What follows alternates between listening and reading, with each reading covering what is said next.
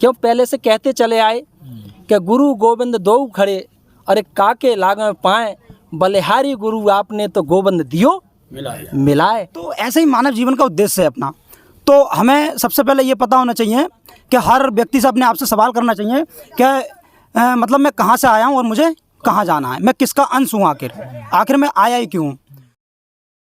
अच्छा, आप भी लगातार यहाँ पे आए हो, पूरी फैमिली यहाँ पे ही है क्या? जी जी, नहीं इस समय तो पिताजी आए हैं दास के।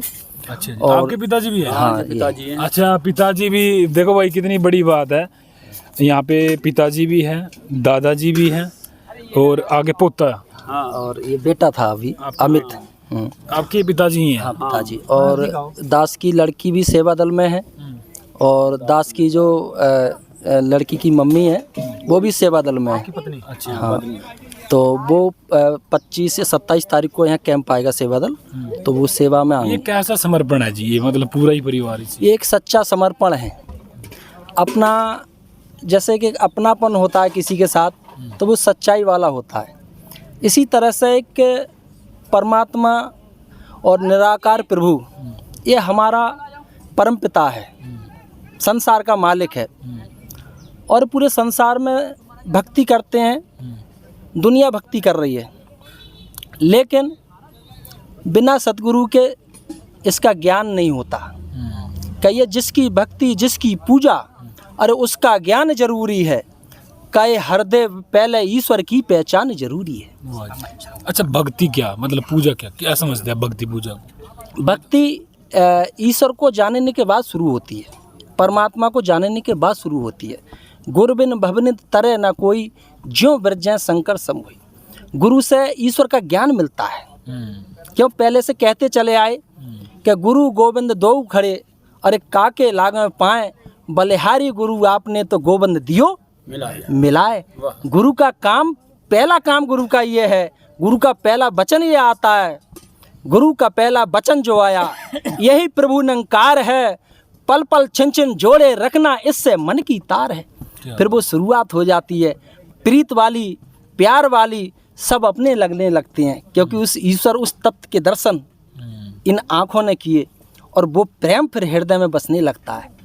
फिर आत्मा और फिर वो भाव समर्पण वाले, तो एक समर्पण वाले भाव प्रभु के प्रति हो जाते हैं, तो फिर कोई वैरी कोई वेगाना नहीं, सब अपनी लगते हैं। अच्छा, परमात्मा को समझने के लिए क्या करना पड़ता है? परमात्मा के लिए समझने के लिए हाँ, प्राप्ति के लिए हमारे शास्त्रों में, हमारे ग्रंथों में हमको इशारे हैं, संकेत मिले हैं कि बिना सतगुरु के ये ब्रह्म ज्ञान असंभव है। सतगुरु द्वारा ही ब्रह्म ज्ञान की प्राप्ति होती है, और जब ब्रह्म ज्ञान की प्राप्ति हो जाती है तो एक हमारा एक सच्चा जीवन, भक्त वाला जीवन, संत वाला जीवन बन जाता है। तो ब्रह्म ज्ञान जैसे मतलब?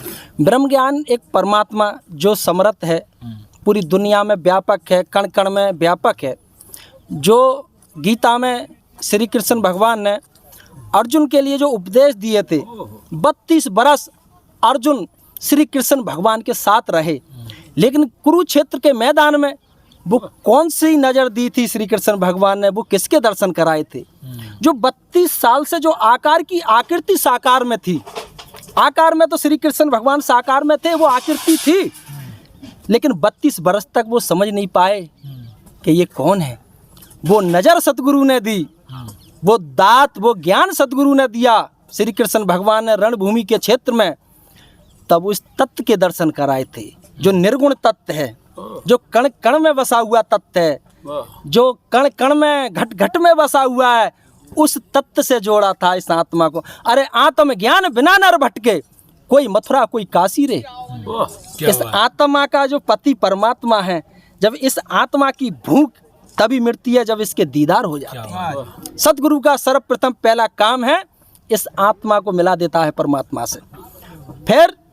फिर हमें सब अपने लगने लगते हैं, पूरी दुनिया अपने लगती है, क्योंकि ये पिता परम पिता की दुनिया है, पूरा जग बनाया है। रामायण में लिखा है, मम माया संभव संसारा, सम मम प्रिय सम मम उपजाए, अरे सबसे अधिक मनुष्य मोय भाई। पूरा संसार जगत चराचर जीव वनस्पति सब मैंने उत्पन्न किए हैं, भगवान राम कह रहे हैं। उसका वर्णन किया है गोस्वामी तुलसीदास महाराज ने रामचरितमानस में। जी जी जी। मम माया संभव संसारा, पूरा संसार मैंने बनाया है, पूरा वनस्पति जीव जगत संसार मैंने पैदा किया है। सब मम प्रिय सब मम उपजाए, और सबसे अधिक मनुष्य मोहि भाई। वाह जी वाह। एक मनुष्य ही है जिसको ज्ञान, जो परमात्मा की भक्ति कर सकता है। अच्छा, जैसे श्री कृष्ण भगवान ने विराट रूप में दर्शन करवाए थे अर्जुन को, उसके दर्शन मतलब आपने लगता है कि भी इस तरीके से मतलब मनुष्य भी ऐसे दर्शन कर हाँ, सत्य है। जो तत्व ज्ञान श्री कृष्ण भगवान ने कुरुक्षेत्र में अर्जुन को दिया था, और वही ज्ञान मीराबाई को, वही ज्ञान प्रहलाद को हुआ था। युगों युगों से ज्ञान की डोरी रही गुरु के हाथों में, अरे कहे अवतार ये अंधी दुनिया समय बिताए बातों में। ये परंपरा, ये सिलसिला सदियों से गुरु के हाथों में है। गुरु ही इस तत्व के दर्शन करा सकता है, सदगुरु, पूरा सदगुरु। रामायण में भी पहले पृष्ठ पे लिखा है, गोस्वामी तुलसीदास महाराज ने सदगुरु के बारे में वर्णन किया है कि सच्चा सदगुरु वो है जो पार ब्रह्म परमात्मा, पार ब्रह्म परमात्मा के दर्शन करा दे, इस आत्मा का मिलन परमात्मा से करा दे। वो सच्चा गुरु है, वो पूरा सतगुरु है। जब सच्चा गुरु हमें मिलता है, सच्चा सतगुरु हमको मिलता है, तो इसके दीदार कराता है।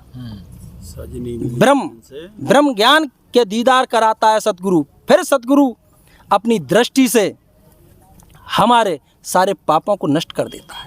अच्छा, भगवान की प्राप्ति के लिए कितना टाइम लगेगा जी? मतलब पल भर उसमें कहा है कि फूल को मसलने में देरी हो सकती है, लेकिन परमात्मा को पाने में देरी नहीं हो सकती।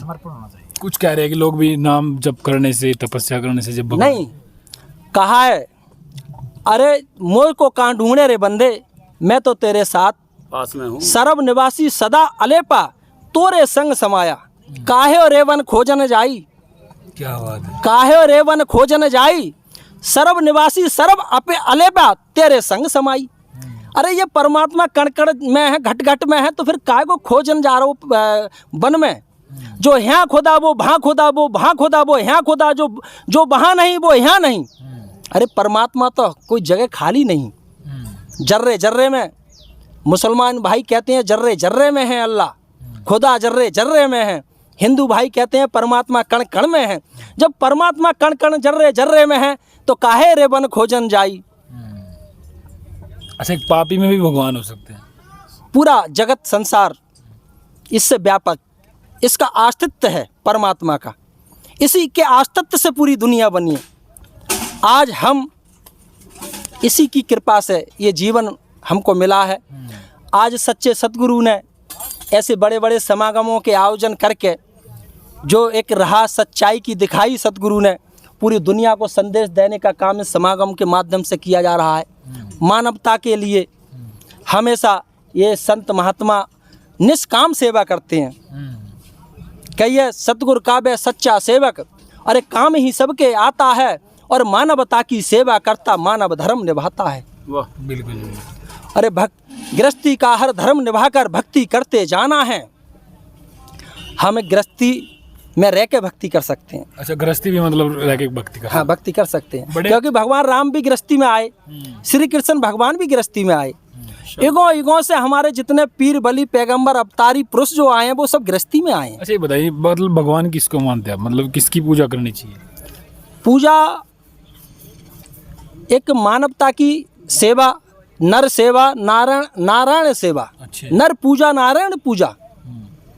ईश्वर ने पूरे संसार में इस मानव के अपने अंदर बसाया है, कण कण में बसाया है।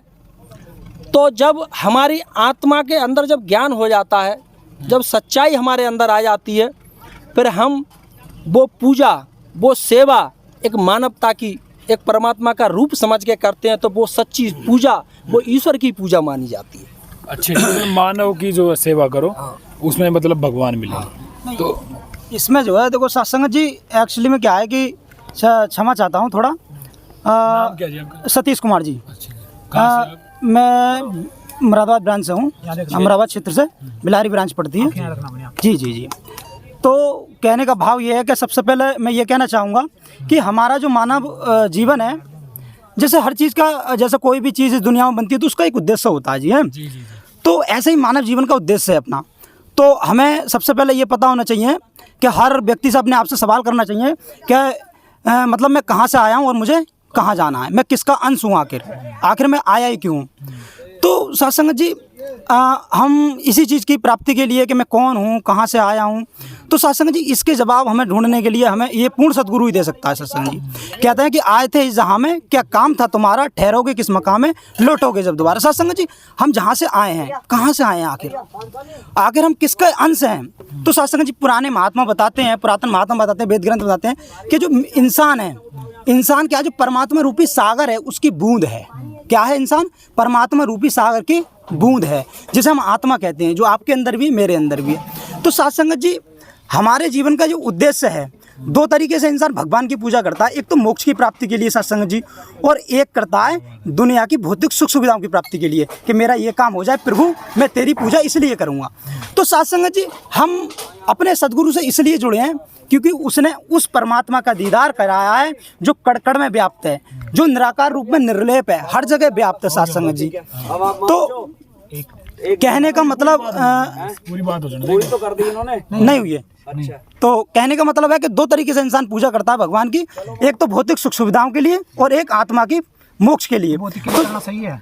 भौतिक के लिए देखो, एक बात श्री कृष्ण भगवान गीता में कहते हैं कि जो व्यक्ति मेरे भौतिक स्वरूप की पूजा करता है उसे मैं दुनिया की सारी भौतिक सुख सुविधाएं देता हूं, परंतु जो मेरे निराकार स्वरूप की जानकारी कर लेता है उसे वो मुझको प्राप्त होता है, उसे अर्थात मोक्ष की प्राप्ति होती है।